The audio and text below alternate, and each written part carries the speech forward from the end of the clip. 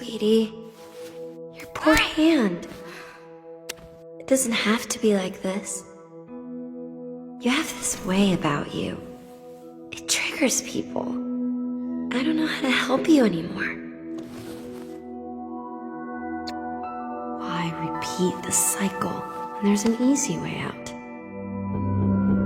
What if your favorite single-player game could be infinitely replayable with story and even characters that feel alive and active? Well, that's the concept that BioShock creator Ken Levine has been prototyping for the past decade at Ghost Story Games, and it has manifested itself in Judas. I just got back from Boston, where Ken is based. I got to play 5 hours of the game along with some other folks, and I'm really, really excited to sort of talk a bit about it, because when we first revealed this game at the Game Awards in 2022, it was a great trailer, and everyone said, of course, oh, it looks like BioShock in space, which is not necessarily a bad thing. I think I speak for a lot of people when I say I've really missed the BioShock franchise.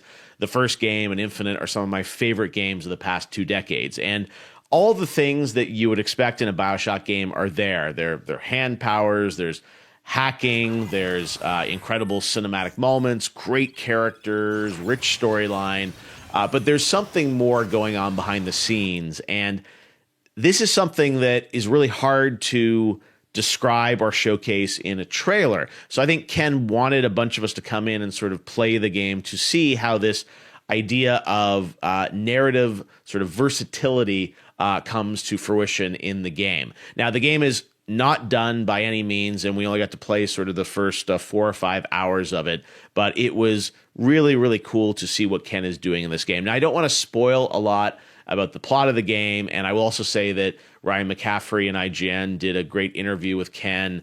I sat in for that, and the Friends Per Second podcast with Skill Up, Lucy James, and Jake Baldino also chatted with Ken. So there's a lot of more information coming out about kind of the game and the storyline, but I wanted to sort of describe what is so cool about this concept. And for that, table stakes is that you play Judas, this character on this floating space city called the Mayflower. And as you venture through this spaceship, there are sort of 3 characters that you're going to meet and vie for your affections in many ways.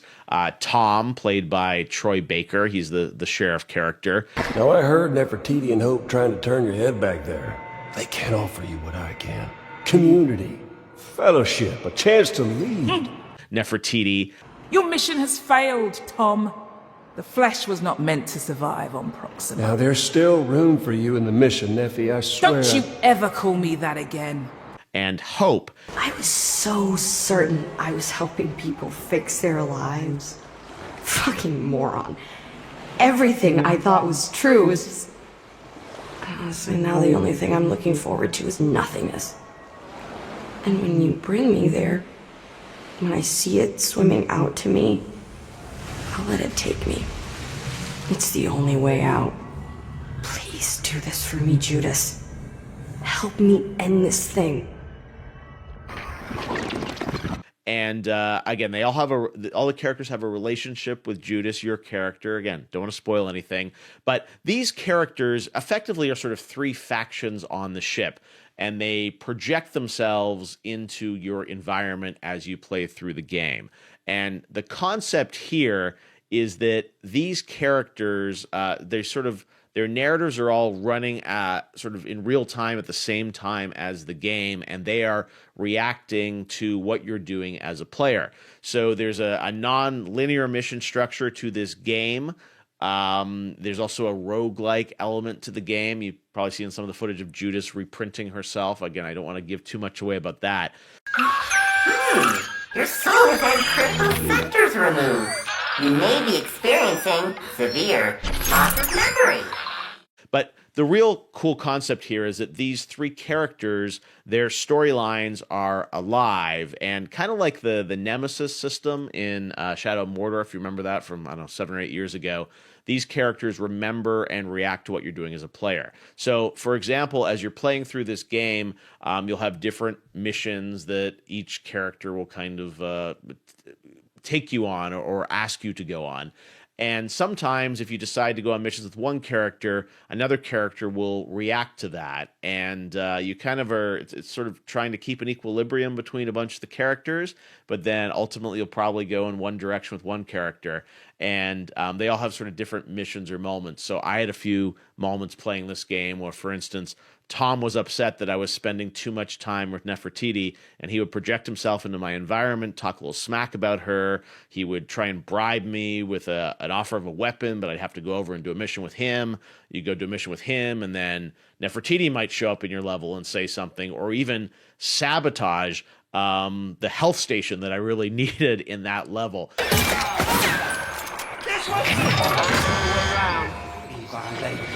Leave me with the whole And these three characters are interacting with each other and with you in this really interesting sort of matchmaking between all these different sort of narrative variables that can happen in the game. Ken has done some amazing games in his career, and of course the first BioShock had branching narratives that the ending changed based on if you harvested the little sisters or not.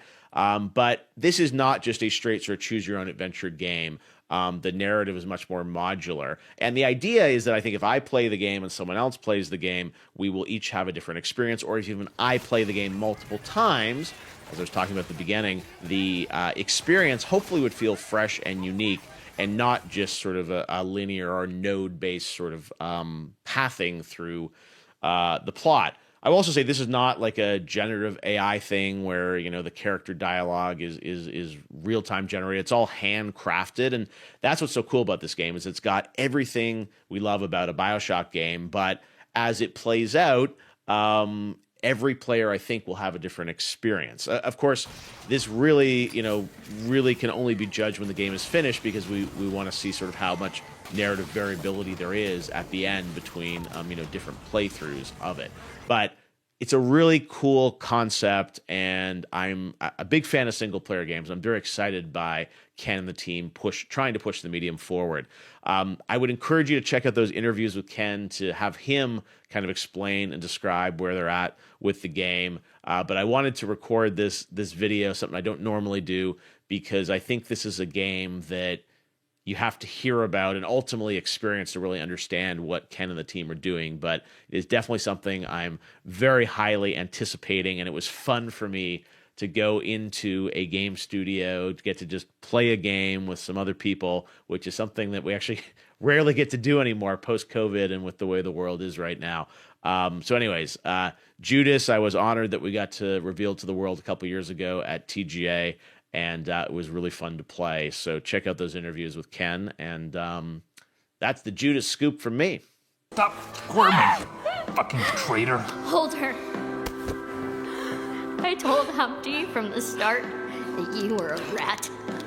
But he was so good and trusting, and it was my job to protect him. But you cheated, didn't you? Going to Tom like that? You aren't just a rat, are you? No, you're the fucking devil!